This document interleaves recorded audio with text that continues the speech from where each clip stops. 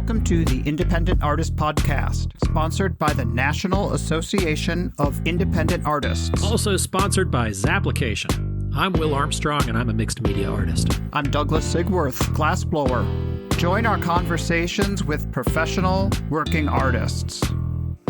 Let's jump right in here. Welcome back to the show, everyone. I have not had quite such a response from almost any show as we did with Matthew Nafsker. Seems like a friend to most everybody. So yeah, that was a welcome addition to the show. Sure was. Great reaction, great responses. For sure. How are you doing?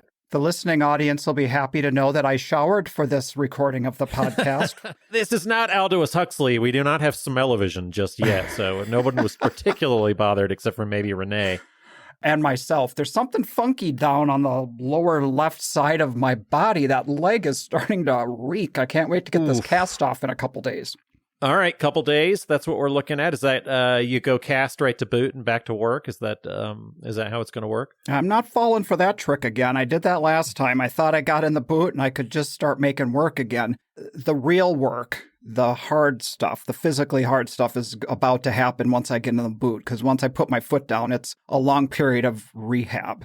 So we're going to give myself time and just see what I'm actually dealing with before we make too many plans to hop back in the studio right away. Yeah. You posted a picture of your foot and all the screws and everything pulling together. And I think I said that if I fixed the deck that way, then my wife would quietly call the contractor. It's like, yeah, this screw goes here, right? Kind of up at a 45-degree angle. And maybe I'll put this one in this way. And I mean, when you see that stuff, you realize like exactly how kind of medieval doctors can be at times. And it's like, well, that just looks like a deck screw, you know? It just looks like a 4-inch deck screw. I started before this next procedure, the one I just am currently dealing with, I started asking questions like what a normal foot is and what this looks like and that. And he looked at me, he goes, there is no such thing as normal. We're just trying to put a couple of things in a certain place and see what happens.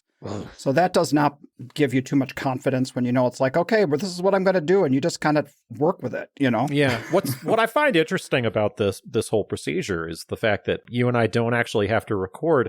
We can just replay what we talked about last That's right. year. It's just a rehash. This is actually just some of the cutting room floor clips from last time, and we're just re-airing it, everyone. Douglas ran me through AI, and man, I didn't realize what an a-hole I was until you actually pushed me through AI. No. All right. Hey, we've got Florida coming up. I'm taking a little bit of a break. I'm driving down to Coconut Grove for the first time since 2015. I have not given that show another try. So you and so many other people. It seems like there's like two waves that happen for Florida. It's like either there's the group that hits it right after the new year, and then about mid-February is that second big push. By second week of February, with all the shows going on between Miami and Jupiter and Naples area, if anyone's going to do Florida, they're coming by mid-February. Here's an interesting thing. Speaking of Naples, Sue Brown Gordon took over Naples National, and she's run some great shows up in the Northeast. And yeah, it's nice to have kind of one of our own. She's a jeweler and the wife of a well-respected painter here, David Gordon. So interesting to have her in charge. I texted her, said something like taking one for the team. Kind of, but I believe in it. You get one of us kind of taking over a show, and she's already had quite a bit of experience in running shows. So it'll be interesting to see what her experience is with a city like Naples that seems to sometimes fight the art shows and how things are run and set up. So I hope that runs well. And thank you, Sue, for taking one for the team and looking forward to hearing how things go. Great. Yeah, so how about you? Are you all set and ready to go to Florida? I'm getting ready. I feel a little bit of comfort with the fact that I'm renting a van. Oh, yeah. Yeah, I'm finally getting rid of my truck. I've got it sitting out front, but it needs like $3,000 or $4,000 in order to make a decent profit off of it, or at least kind of recoup some of the money and get so. Okay, so is it a lawn sculpture now? I mean, it's a studio sculpture, and I don't think anybody in my complex listens to this, but I definitely am clogging up a nice big fat parking space out front downtown Santa Fe. But Consider it a storage unit. Yeah, it's another one of those, beg forgiveness instead of asking permission kind of things, because I think they'd say no, but whatever. That's where it sits. Well, I'm seeing all of our friends, you included, all of the great work that you've been getting ready for Florida.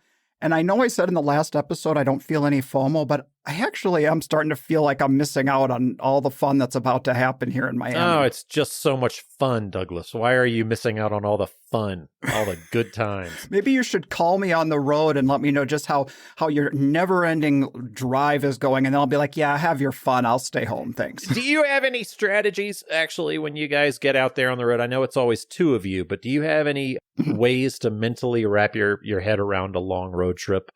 Like these 1,000-mile plus, everybody talks about the Cannonball Run from Portland to St. Louis in 2.5 days. But besides just hiring a guy, which I had a guy and he fell through, so I know I'm doing it myself. Okay. But do you have any tips? Like, how do you guys handle it?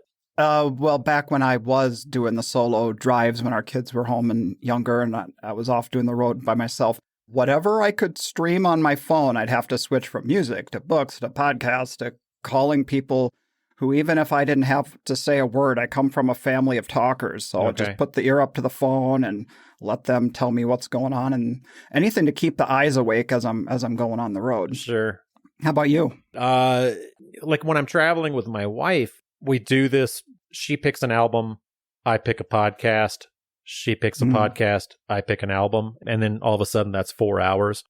Nice. Plus like kind of breaking and talking about it, but trying to do the same thing solo. I've got 30 hours to drive, and I'm going to do... That is insane. It's just what we do, but I'm going to do 12, like the first day, try to be fresh, hit early. Well, my long days were always the second day. I could never put in super long on the first day. I don't know what it is. I can't always get out the door first thing in the morning on the first day. I don't know if you're all ready to go, but yeah, I'm gonna try that. I'm a get on the road by like 6 a.m. kind of guy. So I put in that first day is like, okay, let's do all the heavy lifting kind of thing. I hate packing and leaving on the same day. I try to be have it all ready, but totally. I don't know. It is what it is, but I've got a rental van, and there is a comfort in that. Yeah, you won't end up on the side of the road like Christopher Jefferies talks about in this episode. He says his first time making that cross-country tour from Laguna Beach in California through Santa Fe all the way to Coconut Grove the first time, he was pulling a trailer, and that thing ran out of gas. There was no gas stations along the whole Arizona line. So you know that one. Absolutely. I've done that doing the Minnesota to Santa Fe thing. And, that first gas station, you're like, oh, wow, how kind of them to charge $6.50 for a gallon of gas. But they've got you because it's another, it's the only thing going, and they can charge whatever they want. And you're glad to see them, Yeah. Totally. Filling that tank with your fingers up, just giving them the, letting them know you. Yeah. I don't like you. Here's my middle finger. Anyway, hey, you talk about Jeffries, but how about our friend Reiko? She was headed down to Florida and going from Des Moines all the way to Florida, and had to ditch the van in, what was it, St. Louis. So St. Louis, got a rental and kept on going. I mean, good for her to just keep on moving. So, I mean, sometimes you just want to turn around, go home and say, fuck it. You don't have any, these first kind of shows of the year. Rent's due. You've got the rent is due, and you've already paid rent on all of your booths and everything going for the next 6 months. You've already put the rent out. So everybody's broke this time of year and has a lot riding on it. So I wanted to bring something up and see what you had to say about this. Thinking back on a number of our past talks, this was a reaction that I had gotten. Talks where people are talking about they want their art to do like good for the world, something that's kind of a humanitarian effort kind of thing. Okay. And the reaction was, well, if you're truly doing humanitarian work, you should give all the proceeds to the artwork you're making for this humanitarian effort towards that and not actually profit from it. Bullshit. Well, that kind of made me stop and think, like, that's a tough thing to say to an artist who's trying to make a living and is trying to connect to their voice in the work. And if they want to do something for the world through their artistic talent. I mean, should they just not even do it because somebody says it's not pure enough for them? I mean, that's crazy for me. That sounds like that person's probably like 20. I mean, come on. If you can make a living and also make a statement about the world and get that out there, and maybe you're even being a little subversive and selling things to people that they don't know are statements that they were to you, because I think that the work is, it can be open to an interpretation. And I think if you're out there making a living and making a statement, more power to you. I'll make the occasional statement, but really I consider my work to be more of storytelling. But I think it is tricky to make a living and make a statement, but God damn, who's going to belittle somebody for making a living? There's that. And then it's also like we do change the world through the message. I mean, through changing people's minds. It's not just related to commerce. You know what I'm saying? Right. That there's another element to what we do as artists that isn't so self-serving, I guess. It's like trying to help. Right. Yeah, I think that is pretty naive to consider that, unfortunately. I don't mean to. Yeah, fuck it. Yeah, I do. I do mean to piss somebody off. It's how precious. So, bless. Anyway. I think that's a bless your heart moment, right? Yeah, 100%. Bless your heart. Wow. All right, moving on. What else we got on the list? You got anything else to say about that? Because no. I think that's just to put a pin in it. ink stamp just bullshit on top of that and move on down the line. Move it on. The other thing I wanted to bring up is, Matthew brought up in the last episode about being diagnosed as classically ADHD. Yes. And I hear so many people use that like, oh, I'm so ADHD. It's kind of a throwaway thing, but just because maybe they have anxiety or their attention to detail. But the whole idea of that coming into focus for him and how that related to his art and learning about those self-imposed mechanisms that have helped him and that awareness, I found that really interesting that we never got to talk about after, we finished our conversation with him last time. Yeah, that one stuck out to me as well. And, I have known him for a very long time. And that really does kind of explain a lot. Like he does seem to be more like at peace with the world, but like being able to focus on your work and get through certain things. So, but also the idea of being like stubborn. I know a thing or two about ADHD. I have plenty of people in my world that are, and I know them and love them.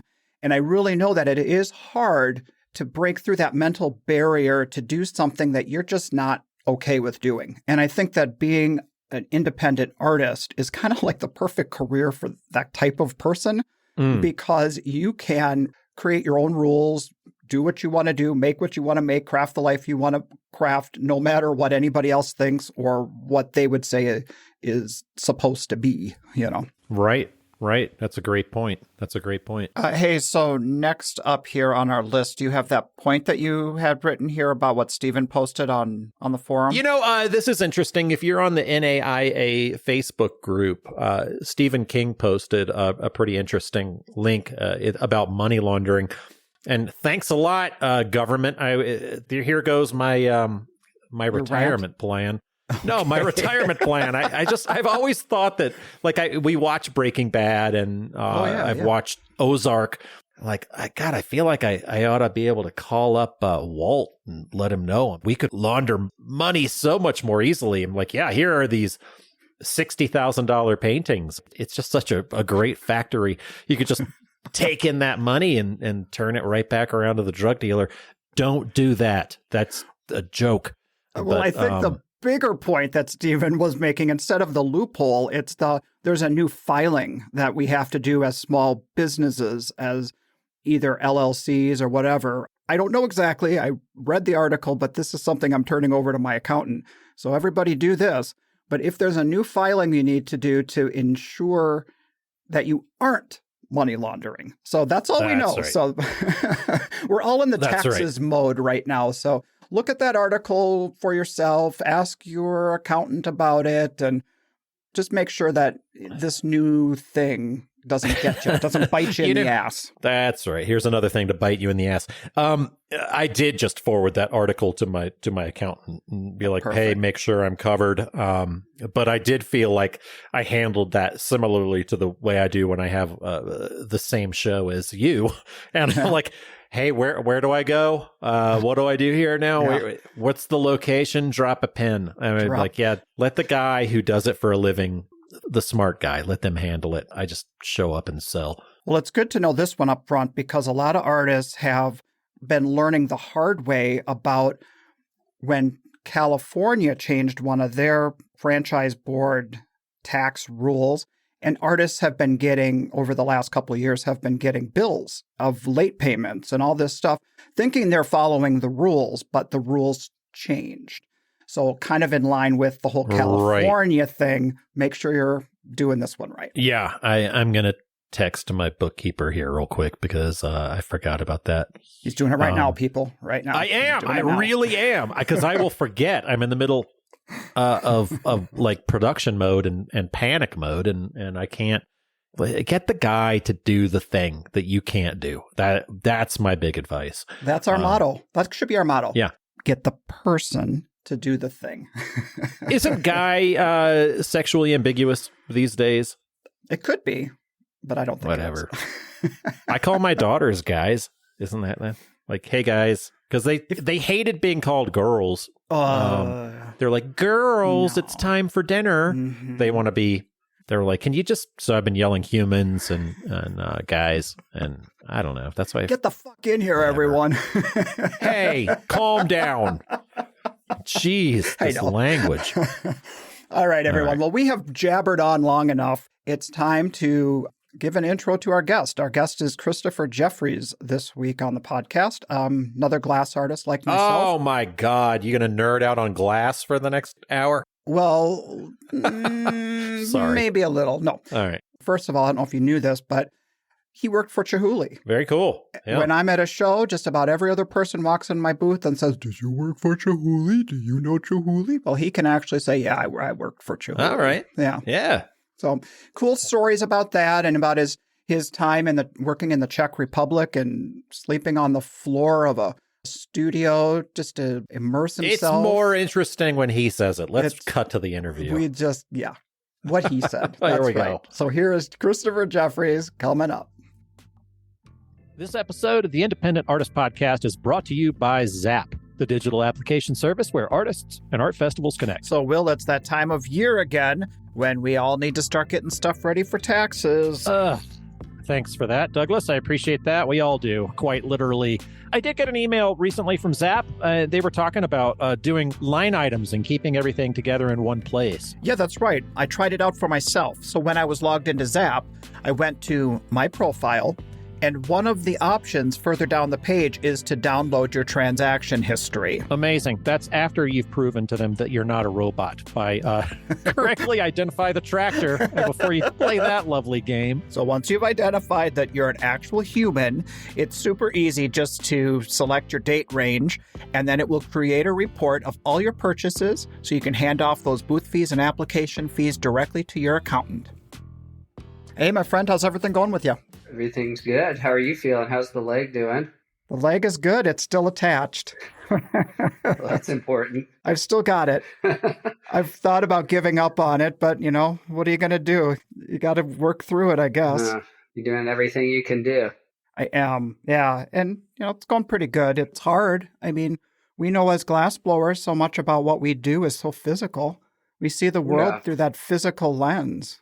Aside from our artwork, I think a lot of glassblowers tend to be real active people. I mean, I see you doing stuff on the ocean all the time and fishing and all that kind of stuff and doing fun stuff. Yeah. Yeah, it requires a lot of us. Physically, just even the show aspect. I mean, it probably even beats me up more than being in the shop. So last time I saw you was in La Quinta at a show. Have you had anything since? Are you getting ready for Florida? Where are you at with your show season? The first show of the year was in Naples, the New Year's show. So cool. Went out there and did that, but we got a lot of rain. First time I've seen that show get cut short on Saturday, and then Sunday we saw some rain. It all ended up turning out okay, but it was was a pretty tough show. I mean, it was just downpouring. But that's Florida for you, you Wow. know. Totally. The weather's all over the place. It changes by the minute. So I did that show, and then this weekend I'm doing a show with a gallery in Palm Beach Gardens. Nice. I'll have free walls that I'll show for that. Yeah, they'll Nice. set up the artwork and run the show, and kind of a mix of some sculptors. Mark Lewanski is showing in that show with the gallery that I'm showing with. Nice. And then a jeweler, Ted Gall, Gary Tracek, Leanne Luster, and Alexa Silk. Yes. She does the kind of like the torsos and stuff. Yeah, the glass torsos that are like hanging from hooks. Yeah, so Alexis is in our gallery as well. So it's a really cool group of artists, and most of them are out there kind of representing themselves through the gallery, helping the gallery owner kind of run the show. Cool. So me being here in California, and as I do 3 or 4 shows over the season in Florida, it was just kind of a lot of back and forth. So try to stay here with the family when I have the opportunity. They're nice enough to help me kind of run the show and be there and help represent me. So it's called Art Palm Beach. Oh, cool. Nice. So when did you get out onto the outdoor festival scene? Maybe 2004 or 5, right around then. I kind of just started locally here in Laguna Beach. They have the Sawdust Festival, which is all of July and August. Gotcha. That's an outdoor show that's 60 days. You'll build kind of a booth where you frame it, drywall it, has lights. It's kind of like a little mini gallery, but it's open air. So you'll have a roof over yourself, and then it's permanent. It's there for 60 days from 10 in the morning till 10 at night, 7 days a week.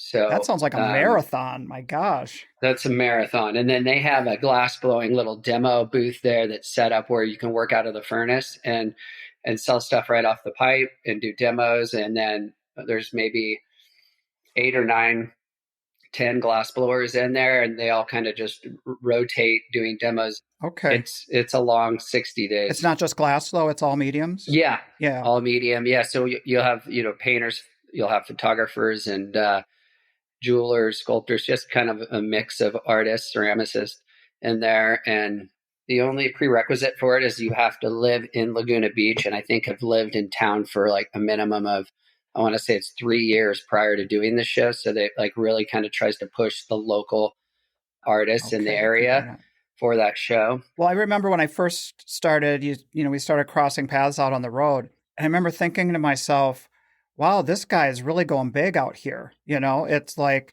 a lot of artists on the scene maybe create a piece that you can hold in your hands. You were doing installations and you were presenting kind of on a different scale than maybe most people around you. I kind of evolved and morphed over the period of years. When I started doing more shows back east, really that was the goal, and the focus was to be able to show larger scale work and kind of focus on that. It's definitely a kind of a different animal because, you're going for a big fish. You got to be really patient and wait quite a while until you find something that works. With some of the shows, just it's not a volume thing. It's more quality versus quantity in terms of the people that come to the show, just looking for a few people to have great conversations with and connect with. And different than when I first started out doing more pedestal kind of pieces or accessory pieces where you'd be busier selling 1 or 2 pieces that going inside of someone's home instead of a collection. So it's like you're making connections at the show, and you're not typically sending people out of your booth with something. You're setting up appointments and visitations, projects that are more complicated than just let me wrap that up in bubble wrap and hand it to you and off you go. I mean, we're probably one of the few artists that's really just kind of selling a concept. Mm-hmm. We'll have anywhere between 1 to 3 pieces in the booth that might be sit on a pedestal, but everything else is custom made for the client and for the space that we're going to install it in. So at the end of the show, or most people are packing up and kind of like, it was a good show. It was okay. However it felt energy wise for us, it's kind of just the beginning of what we kind of got into there. So we'd stay after the show, and hopefully if we're lucky enough to have appointments and work with clients, start the design process and get to see the space and whatever design we come up with. And when we get back to Laguna Beach, we drop it into Photoshop and start doing digital renderings and providing color samples. So it is a long process from start to finish, from the time we initially meet the client to really selling the artwork. When I first came in contact with your work, my first thoughts were, wow, that's a tough road to hoe. Thinking I knew like what the street could accommodate. But then obviously over time of getting to know you and seeing that you have a presence out on the road, that you are able to make a living and meet the goals that you want to meet, I guess it does change the perception. Maybe sometimes as artists, we have self-limiting beliefs as to what's really out there, you know, who we're really talking to on a weekend by weekend basis. It's interesting, you know, how most of our shows that we're doing, we find that they're in unique spots that people have second and third homes. And that's kind of our clientele base. We want people that collect or that get it and understand it and can appreciate it. Yeah. So did you kind of grow into that confidence that those folks were out there, or were you already working with that type of a clientele before you were showing on the road like that? What was that process like? Maybe a little bit of both. It was probably a huge leap of faith that I'd be able to make a living selling the work on a larger scale and kind of testing it here locally, doing like Beverly Hills, did the show there. We go up to Washington and maybe do a show there, kind of basically on the West Coast, doing the summer shows in Laguna Beach. But it was definitely a leap of faith heading to the East Coast to try and open up my eyes to a whole different market and clientele base.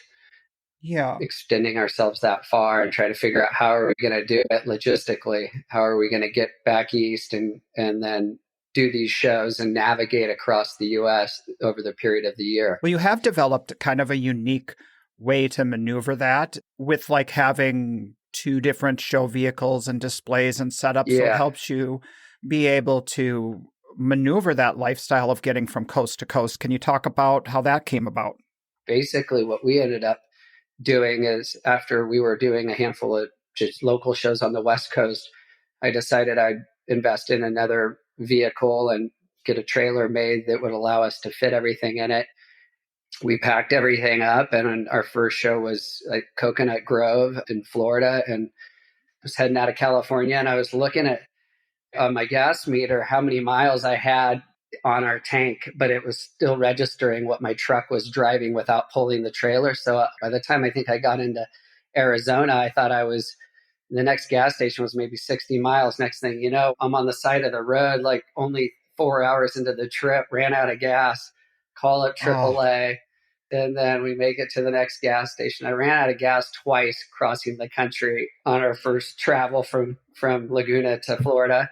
Pulling a trailer, it just drinks the gas, doesn't it? It just downs it. 8 miles to the gallon, 9 miles to the gallon. And it was like a 1500 Chevy truck. It was like a Duramax diesel or anything. So yeah, there was a little bit of a learning curve there. And I spent everything I pretty much had saved on getting another vehicle and getting the trailer made, and then creating the new booth and building it. And it was like we were all in. Okay. And I have 2 kids at home. My wife and I have 2 boys. And so we were like, man, this is kind of gutsy. I don't know if it's borderline stupid or just a leap of faith, because we had no idea what the Florida markets were going to be like or what the shows were going to bring to us. So it was a great experience, and you never know unless you try, right?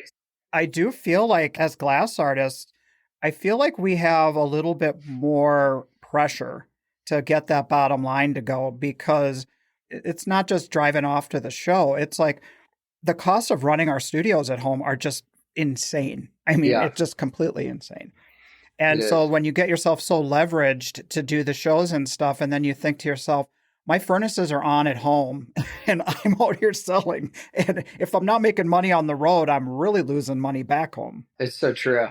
It's so true. And then we have people in the shop. We're lucky enough to have great help and people that are helping us. And you think about them and the whole picture of the furnace is running while we're gone. And then employees needing work when you get back, and trying to keep everybody busy and keep things moving forward in the right direction. And you're bound to have a show where you get pouring rain and you get rained out, or you talk to a million people, but you I might not sell one thing. It's the zeros are hard to swallow. And you have to think, well, big picture wise, I mean, maybe we'll get a phone call 6 months from now or 3 months from now or next year, but it doesn't immediately pay your bills and put money in the bank. And keep that faith going too, because sometimes those down shows can kind of weigh on us a bit.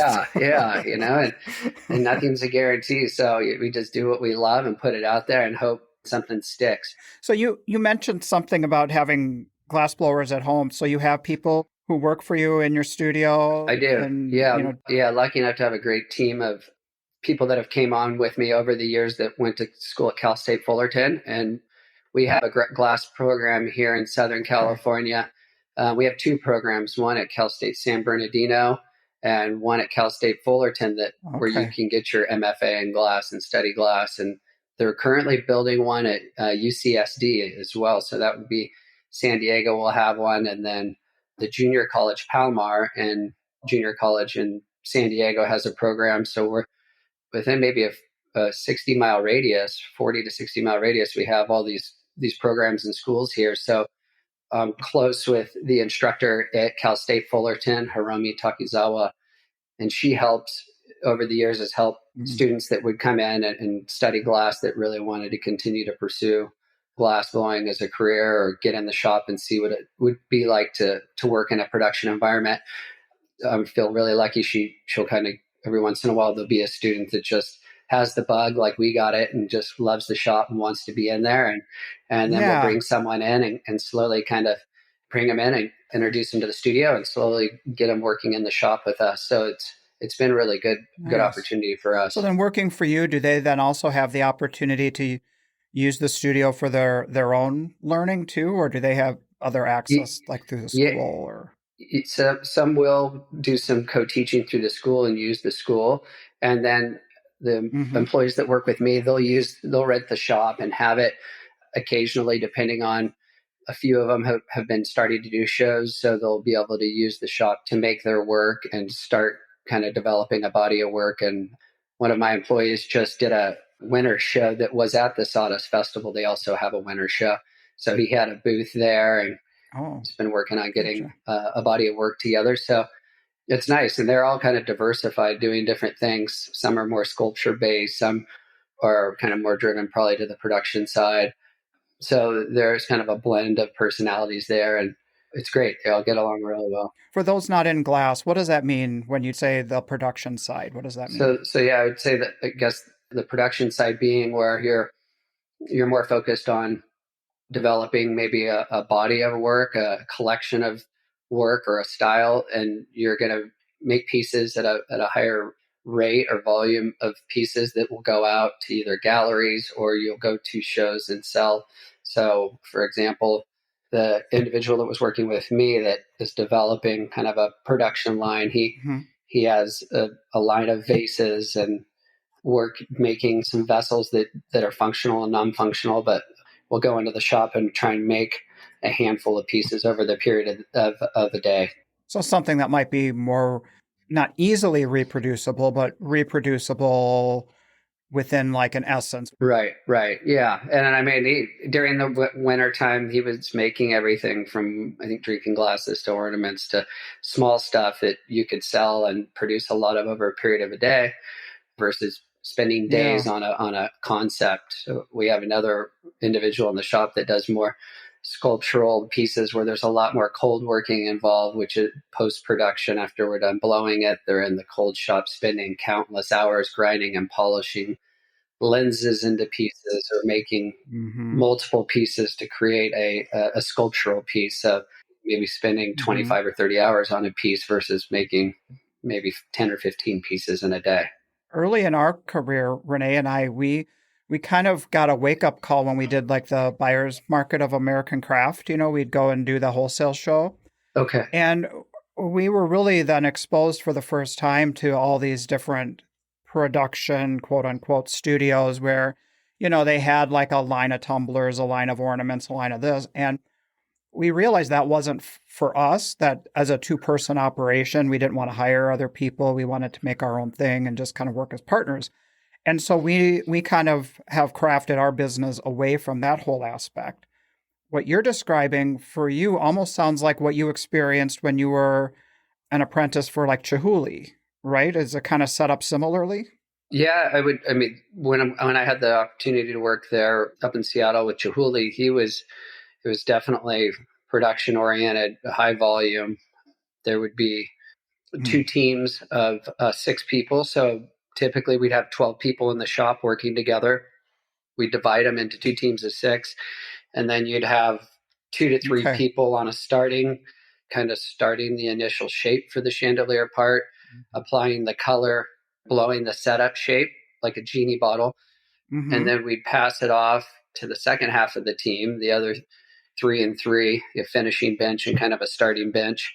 And then gathering on that start shape that we would create, and then someone would be making the finished piece, and we were making hundreds of pieces in a matter of a day with the 2 teams, gathering hundreds of times throughout the day. So when we first started working there, I remember gathering like with the palm of my hand open. Sure. And like by the end of the day, for the second day, this was just blistered and filled up with water. So I'm like, okay, I'm going to have to start to gather with this part of your hand, because I wasn't used to gathering. Adjust your grip. Yeah, I wasn't used to gathering that many pieces in a day, or that kind of volume. It was just really high volume, and your hands were in and out of the furnace a ton. So it was a great experience in terms of being able to just work with the glass and gather that much in a day, but it's a totally different animal than like what we're doing in our shop. Yeah, I'm sure like the consistency and stuff too, like how much glass you can gather at a time, and I'm sure it becomes remarkably consistent. And then you're working with 12 people at any given time in a shop, and everybody has hot glass on a stick, and you got a lot of different personalities, but it was a real good group of people there at the time working. And you had so many different personalities and people working together that worked together well. The days flew by. It was a cool environment to work and be in.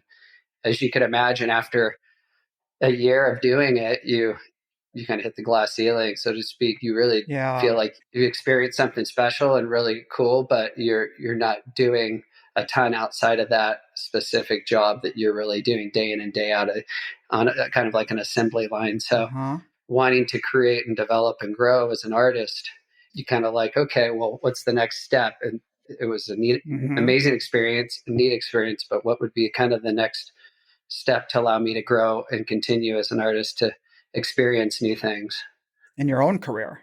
In my own career, right? Yeah. And to have it be in your own career. Right, yeah. Because, I mean, what you were doing, it's almost like being an athlete and doing drills over and over and over. And, you get technically proficient. And I'm sure the wheels are spinning in your head like, okay, this is what I want to make for myself, but I'm working 8 hours a day in this hot shop for somebody else. Yeah. So, yeah. Well, what was it like being in his orbit? I mean, we all hear these stories about Chihuly. Was he present a lot? Did you interact with him at all? What was it like? In all honesty, we didn't see a ton of him. So it was more the blowers that were there, and the people that were running the shop had been there for some time, but we would occasionally see him at the shop for a kind of a short period of time, or we'd be maybe moving some pieces that we made from one room to another that he would be signing, or sometimes in the evening they would bring someone in that was well known or famous, whether or not it was a musician or a successful actor, or someone that was well known, and we were maybe doing a chandelier for them. So they would come in and watch us blow, and then he would be present for that. I see. So like you'd have like celebrity guests who were buying his work? Yeah. So he was kind of give him a tour of the shop and let him kind of see his place and kind of the pool where the Persians are, and us blowing glass in the shop, and kind of basically giving them a tour. So occasionally we would see him at that time, but we didn't see a ton of him. He was kind of definitely behind the scenes. This was at the boathouse? At the boathouse, yeah. Okay. For people who don't know Chihuly, that's his big studio. I mean, that's where his operation is, and it's in Tacoma, am I right? No, it's in Seattle. Seattle, okay. Yeah, gotcha. Tacoma, they have is where the museum is there. And then the boathouse is in Seattle. So that's right on the water, on the sound there. That's where the boathouse is located. And then they have another shop that they built there in Seattle as well, where they're making some of the production stuff, more of the Persians, kind of the nesting bowls and the plates that look like seashells, some of that stuff. And then the museum is in Tacoma. They don't think they do any his production out of there. Maybe every once in a while they'll come in and utilize it. But does the mystique of like his persona, his ego, his reputation kind of wear off pretty quick once you kind of get to know the person, you know, like whenever we meet any kind of a celebrity or when they walk in our booths and say, oh, do you know Chihuly? You actually can say, yeah, I know, I worked on his team. So, I mean, what would you say from behind the scenes kind of thing? So that I really ever got a chance to know him. He has a strong presence, sure. And he's done a lot of amazing things for glass and has allowed glass to kind of be viewed as I'd say less as a craft and more as a fine art. And his regard, you know, what he's done for a lot of the other glass blowers, even though he's not in there physically blowing the glass himself, he's really kind of brought glass to another level. As an American glass artist, is one of the boomers with glass, what he's done. But he employs a lot of people. Employed still does, and at that time it's a big operation. There's so many people I think coming and going. He's just kind of more or less behind the scenes and not present a ton in terms of the hot shot part of things. Okay, gotcha. So what prepared you or what led you to the point of walking into the boathouse and being employed for Chihuly? What got you into glass to start with? I went to school at Chico State. They had a glass program there. And is that Northern California? It is. Yeah, it is just kind of east of San Francisco if you kind of drew a line out that way. But it's up in Northern California, and they had a glass program there. I graduated early from high school, took some classes. I grew up in Bakersfield and San Joaquin Valley, and took a glassblowing class at the local junior college in Bakersfield and fell in love with it. And from that point on, I was like, okay, I want to research and find a school that has glass. I want to stay in California so I could have in-state tuition and still in California, close to family. And so I went to San Jose State had a program, and then Chico State had a program, and California College of Arts, at the time it was called CCAC, but the west coast of RISD, California College of Arts had a program as well. So those three programs I knew about, and I went and met each one of the professors and kind of met the students and kind of got an idea of how much time do you get here as a glassblower to work in the shop, and kind of what the professor was like, and really connected with Chico, loved the area, ended up going to school there. And the professor there really was kind of a nice blend of pushing the conceptual side of things, and then also pushing us on a technical level, both kind of a nice blend. Nice balance. Yeah. So like we couldn't just make goblets or cups all day unless we were going to cut them up and do something with them, or he'd let us make things to improve our skill level, but it was all about coming up with an idea, a concept, and trying to do something else with it for our body of work, and kind of forced us to photograph our work and document our work. So a lot of great things that I picked up through that program. That's so many other elements to glassblowing that some people take for granted. I mean, I've had experience with programs that are really all about technique, and then programs that are maybe more heavily concept driven. And I feel like the concept driven are the really, for us as artists, it's the stronger background for me. I mean, for what I want to do and what I want to make. I don't just want to like do the perfect drop foot on a bowl. I want to create something that maybe has an elevated sense of aesthetic or whatever. Right. Yeah. And it has a message, or that says something about you or what you're inspired by, or an experience in your life that kind of stemmed a body of work or that's connected to you. So having it look different than everybody else's.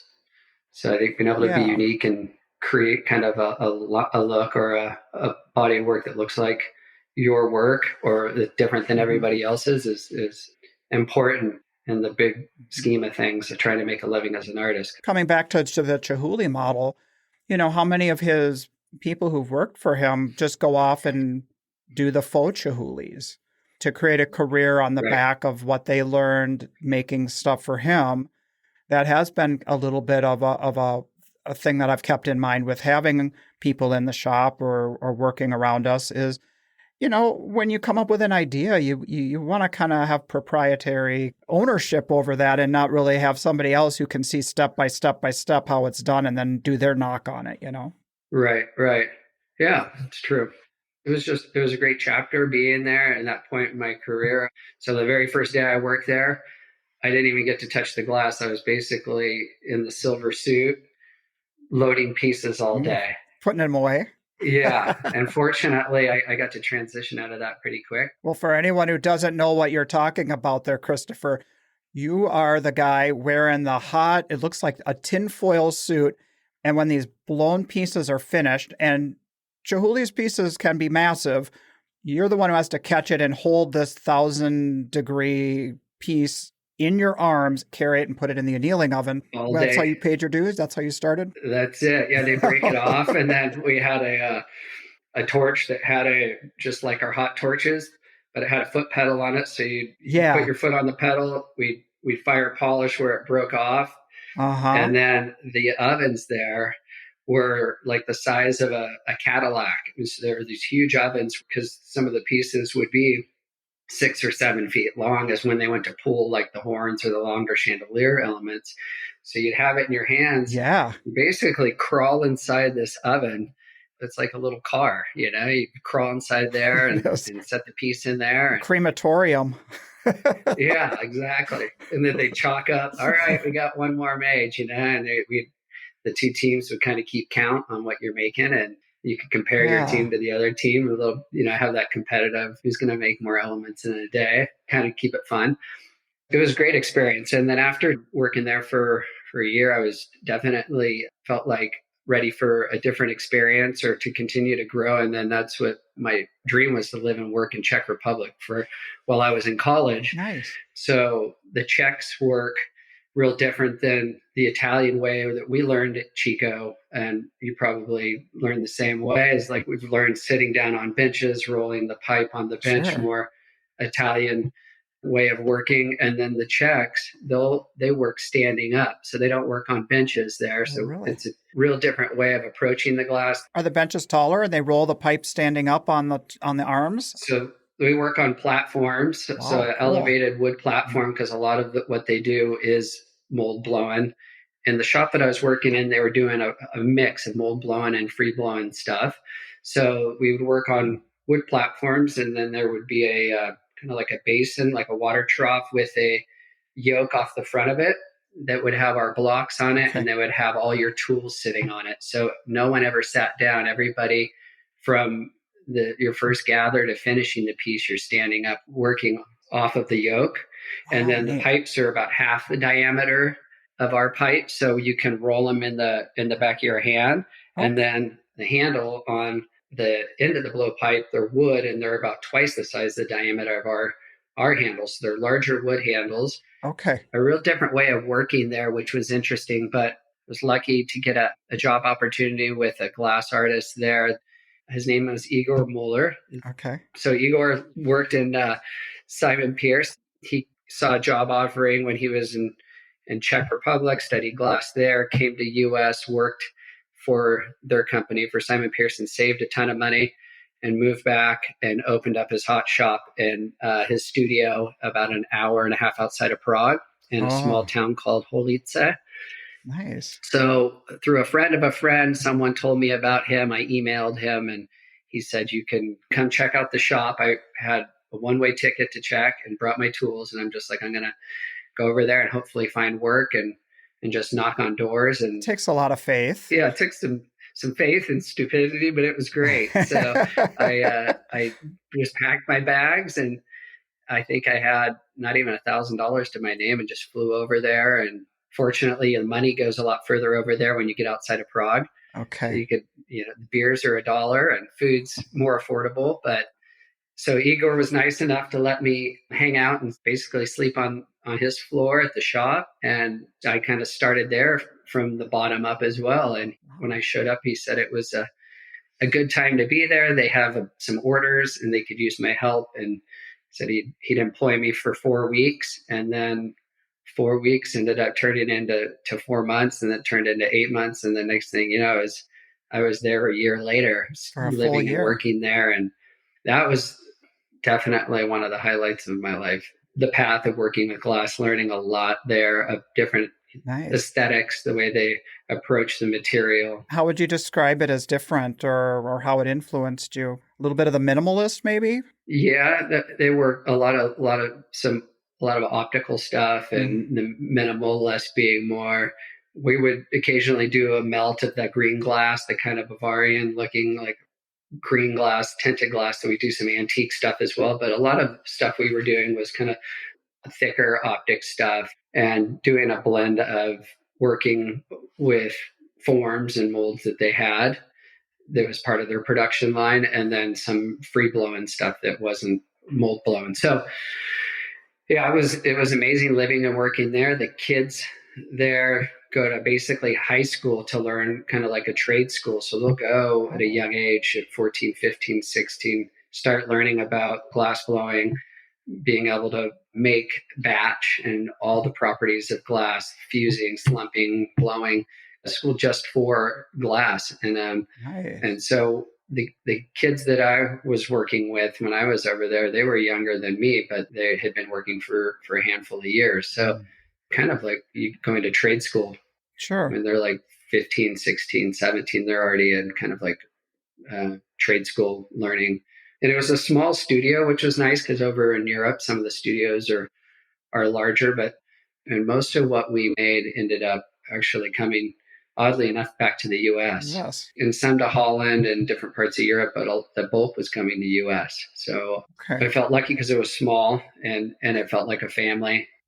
And they were right on all the heat shields. I was the only American living in town, so I was trying to learn how to speak Czech. And on the heat shields, they write one word in English and then Czech, English, Czech, and then so they were learning English and I was learning Czech, and all the heat shields were covered with words. As we'd sit there and reheat all day, we'd be drilling each other on words. And I was going to ask, that had to be a bit of a challenge, that language barrier, but it sounds like they made it accommodating. Yeah, it was great. And then Igor, being that he lived in U.S., he spoke English, so he could help explain a lot of things as well. But they really kind of helped push me to learn how to speak Czech, and you learn like all the colors, and then you learn turn, you learn all the words in the hot shop like right off the bat.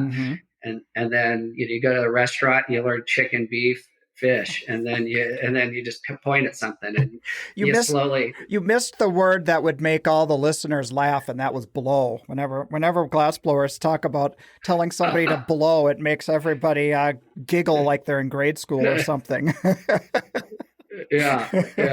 There we go. You can't forget that word. So yeah, it was awesome just being there and having the ability to kind of live in a small village and work over there. And you did some stuff in Italy too, didn't you? So I went to school when I was still in college. I went to school at Lorenzo de' Medici, the Art Institute. So when I was there, I was studying mainly sculpture. I got to work with marble a little bit and do some more figurative stuff, kind of traditional stuff, and study a little bit of the architecture over there and art history. And no, there was no glass making when I was there living in Florence, but it was cool living in Florence and being able to study art. So it was fun being over there. That was when I was still in Chico. Would you say that architecture element had influenced you and influenced your style of installation work? I mean, because it does take a certain eye to be able to take a piece or multiple pieces and visually designing big spaces when it comes to placing glass. I mean, I would definitely say that it kind of a little bit of every piece of something you learn or absorb as you travel and places that you go that you pick up on, that it all somehow ends up in there somehow, with wherever you end up going with your ideas and your concepts as an artist. But Prague is just, it's incredible how preserved it is and the architecture they have there. So, cool. But everywhere you go, I think in Europe, you're surrounded by so much history. It's definitely very inspiring. I mean, I do think about like the different kinds of titles or names that kind of describe what we do, at least in this country, as glass artists. Some glass artists would think of themselves just that, glass artist or a glass blower. I think about like being a designer or craftsperson. Do any of those titles ever like get in your head and be like, well, am I this or am I that?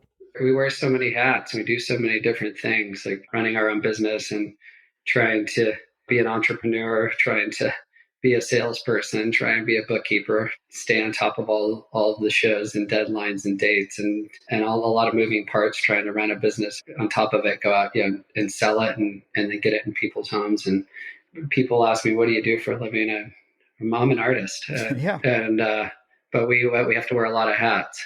Mm-hmm. Day in, day out, different things we do outside of the glass studio. I feel like being in the glass shop is almost such a small element of what we do.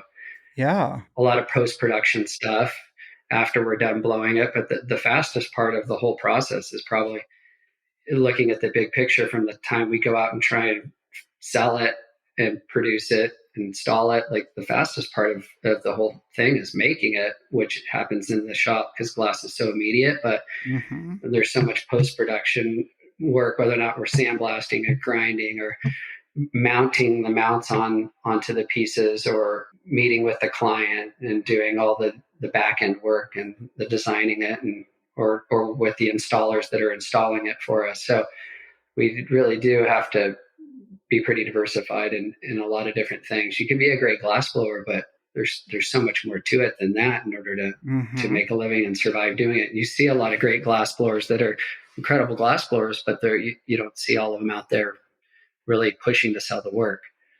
Not everybody has the skill set, or it's acquired skill set that I think we've developed over time. But when I first started out in doing the show in just Laguna, that one show during the summer was all I had throughout the whole entire year. So I'd do one show and that would be basically it. And then I was working for other people, helping them make their work, doing some freelance work, and then trying to work 1 or 2 days a week for myself and slowly work more than 1 day a week for myself for 2 days, and where comes 3. And then, so it's definitely an evolving process. So like you do big installations for people's homes of varying scales that'll translate or correlate into, let's say, like a hospital or other types of corporate spaces. Do those people who are doing those kinds of projects, do they find you at the shows out on the road? I would say it's probably a blend. It could be from one of the shows that we have done in the past where you'll meet a designer at the show and then follow up with them, sending them, information and a portfolio of work and corporate things maybe that you'd worked on, try to develop relationships with them. And they don't always happen immediately. And a lot of those typically take quite a bit of time to evolve. Yeah. And someone will find us organically through online or maybe Instagram. Yeah. But I feel like we meet 1 or 2 designers every handful of shows, or every show you feel like you end up meeting someone in the design industry. Okay. We don't specifically target and go after designers. It just kind of as people find us through either online or through shows, kind of, I think, how we end up creating those connections and relationships. Once you end up having a body of work that you have in a portfolio of that scale, for example. So really what we have to do is we have to sell them the idea in the space on the street that makes them feel confident that they can step into a $10,000, $20,000, $30,000 project, whatever it might be, to feel like, okay, right, I can see where this is going and I can envision it, as opposed to just being like, well, here's a sketch of what I could do. And then they might look at you like can I see examples to kind of help my brain figure that out? Yeah. It helps to paint the picture and have them something that they kind of like a foot you can stand on, something you've done where they can see that you've installed maybe a body of work that they're interested in a commercial setting. And they're like, okay, you've jumped through the hoops. You've been through it before. I can rely on you when you say it's going to be done in 4 weeks or 6 weeks or 8 weeks or however long your deadline is, that you actually are going to step up to the plate and they can perform and rely on you. Because if you burn a bridge in the design industry, it's not something you'd want to ever do. Yeah, I'm always like, if I say it's going to be done at this time, like I Yeah. can guarantee you unless there's something catastrophic, I can guarantee you we're going to follow through for you. Do you work with contracts with people?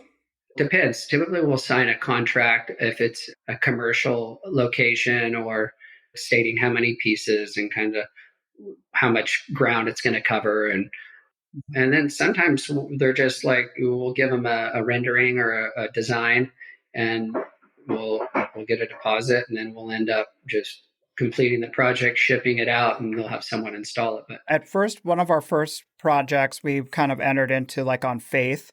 And then at some point, it started to feel like risky. So that was a wake-up call for me. And so I have a cousin who's an accomplished lawyer, and I talked to him about my concerns.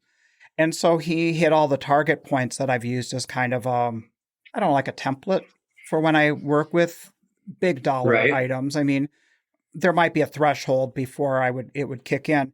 But ultimately, what if you're working for a project and let's say you're already, several thousands of dollars into the materials and they've paid you? What if they want that money back? Or what if like the zoning falls through and they can't use the space? And then like, well, now I want my money back. But as artists, we don't have that kind of cushion. Right. Or liability issues too. Now, have you ever had to deal with anything going backwards like that? Or have you been pretty lucky in that regard? Been really lucky. But it's good to know that we made sure our business was covered. Right. How about you? Have you ever had that situation? No, fortunately, knock on wood, I've been really lucky. But yeah, I mean, you go to make something custom in a specific color, you're designing it for the client in colors they want. And then if you had to eat it, then what do you do with it? It's not like everybody's going to love purple or everybody's going to love whatever color they maybe ordered it in. Or I think it's important on a larger project like that to know you are protected and you don't have, and from a liability standpoint, it's a good thing to think about. Or figure out a way that, resolution can happen in that write-up, So it's like, well, we can adjust something, maybe we can change some colors, but it's not like we're just going to have somebody walk away from the entire commitment based on that purple. Suddenly that purple doesn't work or whatever. It's like, no, stay invested in this. We can make it work for you. Let's just work with it. So. Yeah. That's a good point. But not everything always goes perfectly, that's for sure. Well, I talked to you this summer about the fact that you're a dad and you have 2 boys, and I know they're at that age now where they're like into stuff and they're into activities and everything. And you're juggling the professional side and the family side. And you actually said, you know what, they're not going to be this age forever. And you find yourself in a position where you can be flexible with where you go for shows so that you can be a dad, an invested dad, and also an artist. Yeah. So my wife and I have 2 boys. We have a 10-year-old and then we have a 15-year-old. So we have the 2 are extremely awesome. I feel so lucky. Yeah. It does. It happens fast. Being a parent and watching them grow up and as they've been growing up doing art shows in order to support the family and support what we do.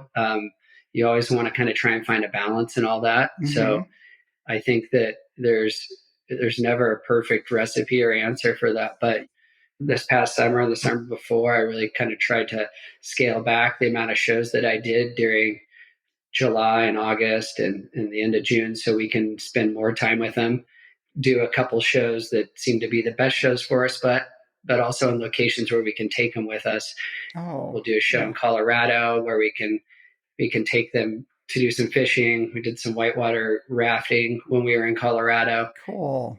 So I think you're trying to find a balance, and that is an important thing for me so we can take advantage of any free time they have. Yeah. My wife's from Czech Republic. Cool. I met her when I was living and working there. Nice. Over 20 years ago. So we'll go back to Europe every couple summers and spend time visiting friends and family. All her family's there. So visit some family in Czech. Yeah, I feel like that time went so fast for me. Both of my kids got through their teenage years. It felt like a whirlwind. And so when you told me that, I'm like, I'm really glad to hear that because you're on top of it before I'm not saying I missed out, but I will say that this business is a hustle, getting from show to show Yeah. and making enough money and stuff that, it's good that you can put that intention and make it all work out, because being a parent is one of the other big things that we want from this life, not just being artists. There's always another show I could do, or there's always another couple shows I could do, and kind of try and like find some kind of balance. There's always more money to be made, but you'll never get that time back with your kids. So it's not easy. Like you say, we're trying to make a living and support them and find a balance. But the oldest one's 15. I'm like, man, next year he's going to be driving, and the next thing he's 18, and right, and he's off to college. So it's quick. Yeah. So do they show any interest in the artistic side or glass blowing or anything? With the oldest one, no. The youngest one, maybe. But the glass is a pretty unique material that we're working with that's hot. During COVID, we had him in the shop a handful of times and tried to get him in to make a cup or make a piece and pick out your colors, and had him in the shop. But they're just like, Dad, it's hot. What did you do is, working with the glass is hot. So there's been, with the youngest one, maybe a little bit of interest. Then I think the oldest one really respects and appreciates what we do. And I think as he gets older, it will even maybe resonate more with him that we make our living with our hands. And it's pretty unique way to support a family, and a Renaissance way of, of making this living and what we're doing in order to survive. But they're around it and they're exposed to it, which I think is important. So our studio is a building just detached from our house. It's a small garage on our property. And so like home life and studio life was very intertwined. And I remember one summer we had the kids doing their chores, doing yard work, cutting the lawn.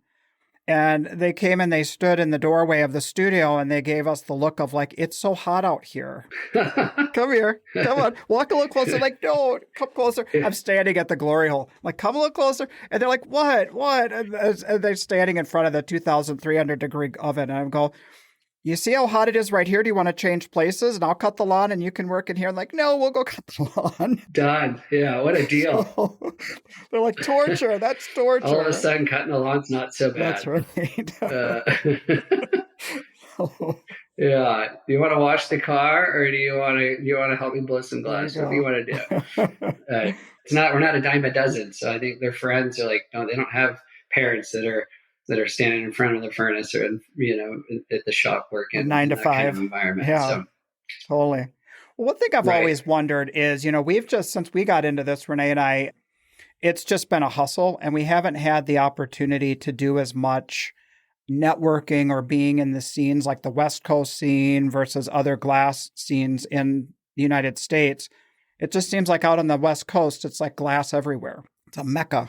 There's a decent amount of glass out here. I mean, it's pretty surprising how, obviously Seattle is like a huge hub for glass, but just even in Southern California, you have within, I'd say, an hour north or south, you maybe have 7 or 8 probably shops that we're surrounded by. So if there's a job that would be a better fit for another shop, we would send it their way. Okay. Or we don't do lessons at our shop, but sometimes I'll get phone calls for lessons, and then there's a shop that does lessons, so we'll refer the lessons to the other shop. And we kind of all try and work together. Or if someone needs something, we all know each other, so you can pick up the phone and say, hey, I need a favor. I need to come in, and so maybe someone's sandblaster's not working. They need my sandblaster to do something. We'll have them come in the shop, or they need a bag of batch for something, or somehow they ran out of glass. But I think everybody's really helpful in that regard, just to be able to, if you need something, everybody's kind of a phone call away. Yeah, we're a real unique group in that. I mean, it's not like the equipment that we have that people just make and fix and sell equipment. Few and far between, maybe, 1 or 2 in the whole country. But it's like you have issues. We really do need to rely on networking with people in our area who are other glass blowers. We might need a hand with changing out a pot or rewiring stuff in the furnace or rebuilding a furnace, any of that kind of stuff. Right. that I don't know that other mediums have that same kind of need to have that networking with somebody else in their medium just in order to do and maintain their work and their projects and their studio. Yeah, there's a lot to keeping the shop up and going.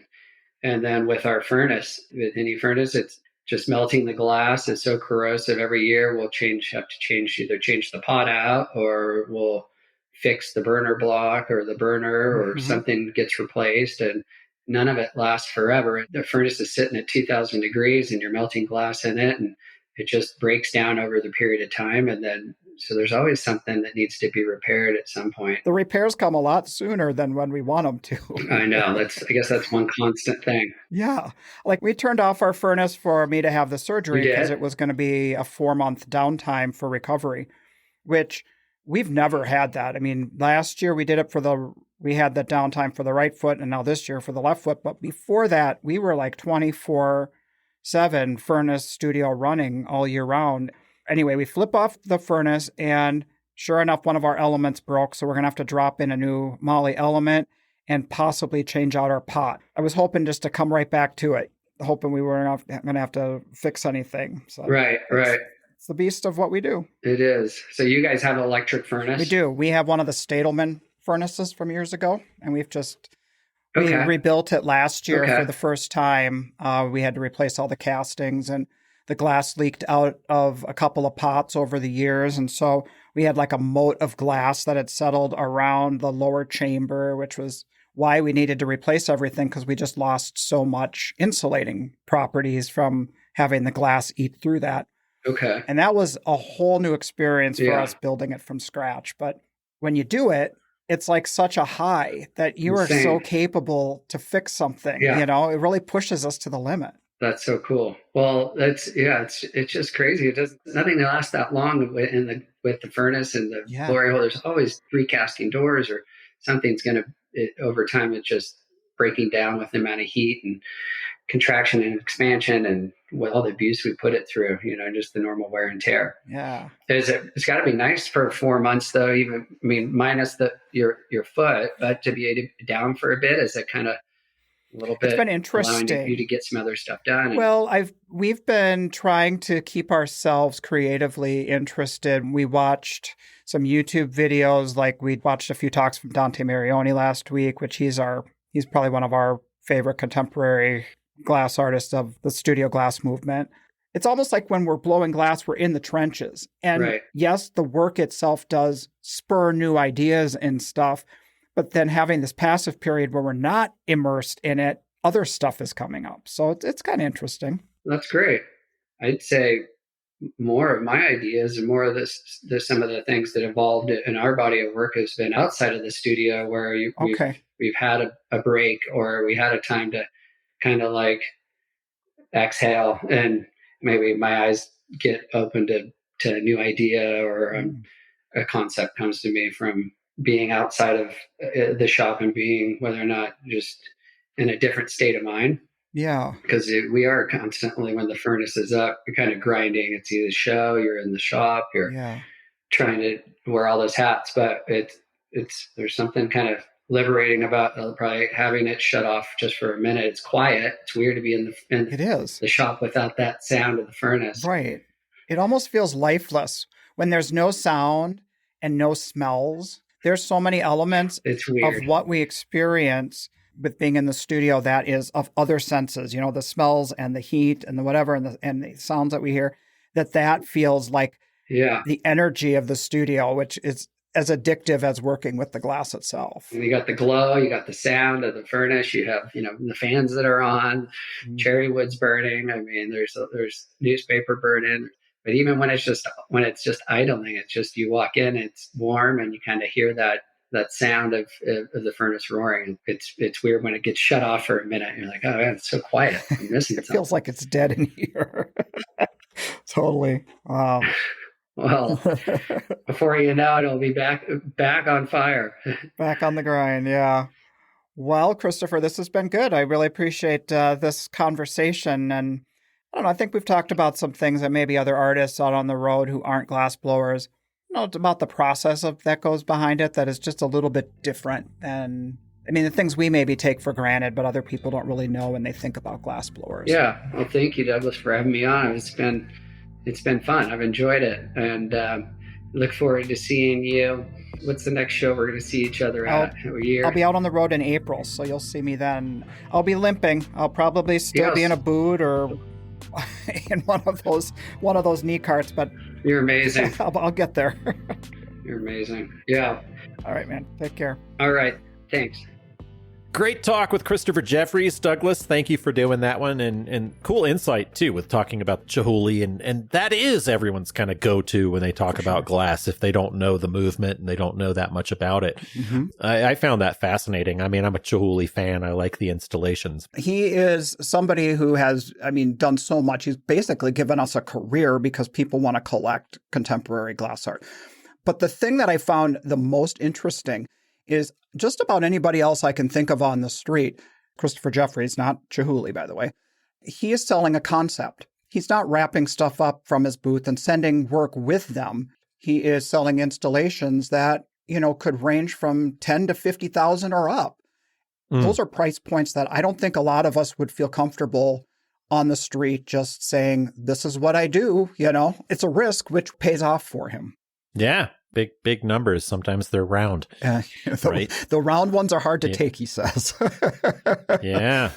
But I mean, that's the thing. Once you're in that market, I think you start to kind of figure out where you can make that happen. True. So not pull a 0. And if you do, then, if you pull a 50 next week, then the 0 was worth it. 0 is so worth it. Planting the seeds. Yeah. Right. Planting the seeds and getting in people's heads, and maybe they'll come back and get it next time. So, and when that thing happens in 3 months, 6 months, a year, well, then that show that you did all those many, many months ago, it's like, okay, that was worth it. Ooh. I got one. Yeah. I got one for you. Even if you laid an egg, sometimes the egg hatches. It hatches, people. Huh? Okay. Who do you love? I love it. Yeah, That's awesome. There's your metaphor for the day. You might have laid an egg, but maybe it'll hatch. All right, folks. No more insight and bullshit. I got to go paint. Douglas has to go... elevate. I don't know. What do you... elevate?